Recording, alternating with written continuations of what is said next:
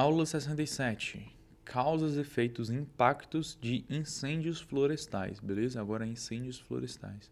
Quais são as causas dos incêndios florestais? As causas naturais são raras, mas são possíveis, por meio de descargas atmosféricas, por exemplo, os raios associados a biomas com vegetação altamente inflamável e períodos de seca, né? Exemplo, o cerrado. E também a teoria da combustão espontânea, que também é rara, mas, bom, a teoria diz que pode ocorrer em ambientes com muita matéria orgânica em decomposição. Tudo bem, ótimo. Outras causas, as antrópicas, responsável por mais de 90% dos casos, culposa, que não tem intenção, né? Às vezes simplesmente ocorreu, você jogou a bituca de cigarro ali e tal. Ou uma queima mal conduzida, que também já ocorre com mais frequência. E o fogo que ocorre às vezes para a limpeza e aí sai do controle. E também tem aquela categoria de causa do fogo que é dolosa, né? Então ela realmente tem uma intenção de causar aquele fogo para tirar alguma vantagem depois. Como por exemplo, para desmatamento ilegal, especulação fundiária, vingança, caça ou simplesmente limpeza das áreas. Negligência institucional, falta de fiscalização, ausência de aceiros e gestão pública omissa. Causas estruturais indiretas, a expansão agropecuária em áreas sensíveis. Estradas que facilitam invasões ou ignição, e conflitos fundiários e grilagem de terras também, as mudanças climáticas, né? Isso aí eu acho que é uma causa bem indireta, com essa relação de seca, calor e vento, gerando um cenário explosivo. Efeitos imediatos. A curto prazo a gente vai ter, em relação aos efeitos ambientais, a morte direta de animais e de plantas, a destruição de ninhos, tocas e bancos de sementes. Também a elevação brusca da temperatura do solo naquele momento, né? Aí a redução drástica da umidade do solo e da cobertura vegetal. Também vai ocorrer a emissão intensa de gases de efeito estufa e de partículas poluentes. Efeitos imediatos sociais e econômicos: o comprometimento da atividade agrícola, perda de lavouras, pastagem da infraestrutura, o fechamento de rodovias, interrupção de energia e abastecimento, doenças respiratórias também na população por conta da exposição à fumaça e gastos emergenciais elevados para combate e mitigação do fogo naquele instante.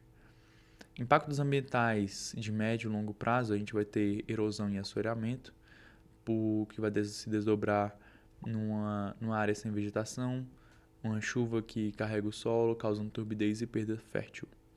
Outro impacto ecológico, a alteração de ciclos biogeoquímicos por meio aí da alteração do fósforo e do nitrogênio perdido na queima, que não são facilmente repostos. Perda de biodiversidade local, algumas espécies não se recuperam por conta do endemismo, da lenta reprodução. A substituição por espécies oportunistas, então a abertura de área para capins exóticos e invasoras agressivas. A fragmentação de habitats, aumenta o efeito de borda e isola populações animais. E também tem a alteração microclimática, aumentando a temperatura e a redução da umidade local. Pode ocorrer também o colapso de serviços ecossistêmicos por meio da desregulação, né, hídrica, do problema com a polinização, controle de pragas e sequestro de carbono. Então, realmente vai desestabilizar os serviços ecossistêmicos que poderiam estar sendo prestados por aquela área.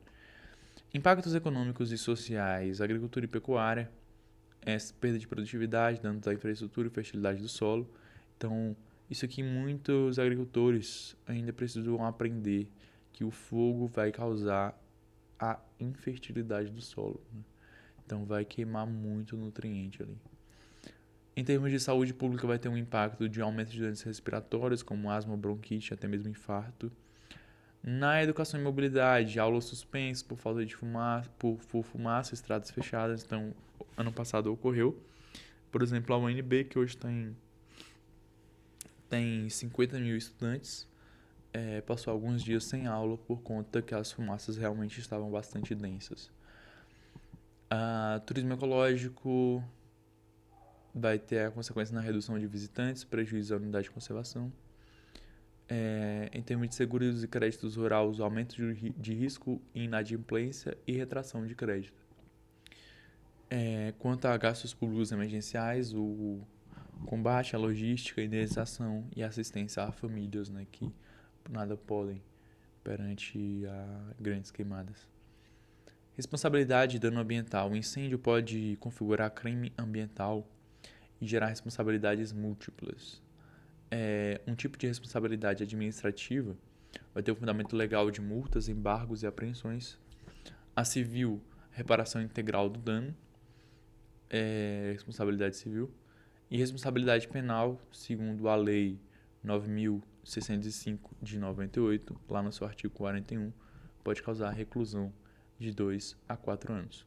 Um exemplo real: caso Pantanal em 2020.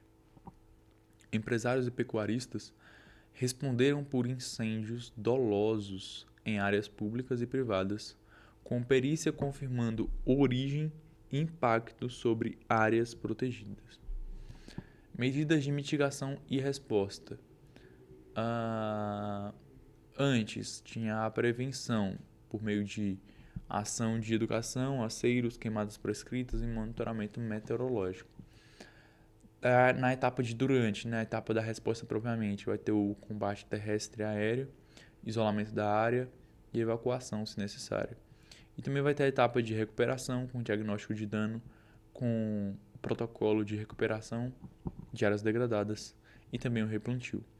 Posteriormente pode haver também a etapa da judicialização, onde a gente vai observar uma ação civil pública, a aplicação de tax e perícia de responsabilização. Incêndios. Indicadores para análise pericial. A gente vai ter um indicador do local de início e direção do fogo, determinando a origem provável e a autoria. A velocidade e extensão da propagação do fogo, cálculo de área queimada e impacto temporal. O tipo de vegetação queimada, o valor ecológico dela, o grau de proteção que ela tinha. A presença de aceiros ou negligência, a avaliação da responsabilidade do proprietário ou gestor público. O nível de regeneração natural, determinando o custo e viabilidade da recuperação possível. Impacto sobre a fauna silvestre, demonstrando dano ecológico indireto e prolongado, né, após o fogo. Isso aqui tudo é realmente indicadores bem interessantes que a gente vai poder estar utilizando em relação à análise pericial. Algumas referências aqui do Prev Fogo do IBAMA, WWF Brasil, impacto de incêndio, descrição aí em relação à biodiversidade, e também relatórios técnicos do IBAMA e CMBio sobre incêndios em áreas protegidas. É isso.